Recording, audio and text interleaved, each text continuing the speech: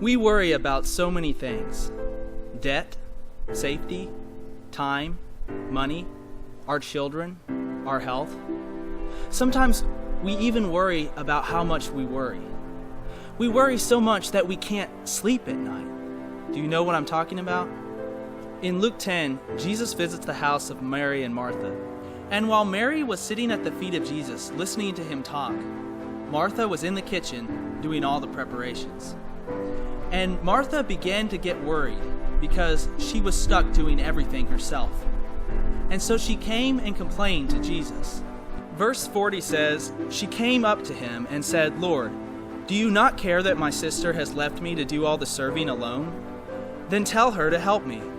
But the Lord answered and said to her, 'Martha, Martha, you are worried and bothered about so many things, but only one thing is necessary. For Mary has chosen the good part, which shall not be taken away from her.'" Jesus tells Martha, only one thing is necessary. When we are overcome with worry, we have done what Martha did. We've forgotten the one thing, sitting at the feet of Jesus.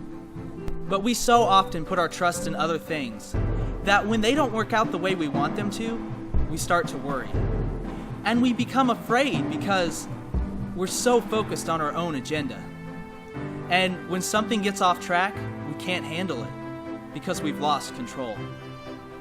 But the real problem is not that we've lost control, but that we have forgotten that we were never meant to be in control in the first place. In John 14:1, Jesus says, "Do not let your heart be troubled. Believe in God. Believe also in me." When we wait in the presence of the Lord and hand control over to Him and say, "Lord, your plans be accomplished, not mine," He reminds us that His plans have not faltered. When you put your trust in God, He will take care of you when you can't take care of yourself. Psalms 127, 2b says, "For He gives to His beloved, even in his sleep." That means if you're trusting in God, when you're asleep, He's up working to make sure you're well taken care of. One time I was praying and seeking God about an important decision because I felt like He was leading me to start working for myself, doing contract work. And I was praying and saying, "God, I don't feel like I'm going to be able to provide for my family. I don't feel like I'm going to be able to do this." But in my spirit, I knew that God was telling me, "Don't worry, I've got it." And so I got down on my knees and I said, "God, you're in control. You're our provider. I'm going to trust you with this." And the very next day after I said that, I got a phone call with someone offering enough contract work to keep me going. And I knew that it wasn't anything that I had done. It was God. Another time, I found myself burdened by the amount of work that I was having to do. I was working late hours because I was worried that if I didn't work enough, I wouldn't be able to provide for my family. And so I came before God and said, "God, I'm tired. I'm working all the time. I don't know what to do." And God said to me, "Stop working. I've got it."